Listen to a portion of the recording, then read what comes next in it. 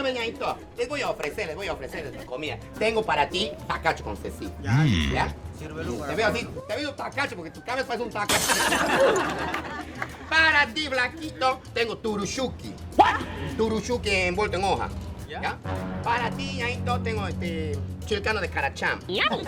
Tú como estás pocheco, todo pálido, necesitas comer bastante fósforo. ¿Ya? Te voy a dar un chilcano, pero de bagre. Que bastante fósforo. ¿Ñaito? ¿Sí? Uy, estás todo pálido. Me estás fumando así. A ver, bueno, dale a su refresco, ¿ya? No, le está tocando, ¿ah? Le está tocando, hay mucha huevada ya. Está tocando ahí, respeta.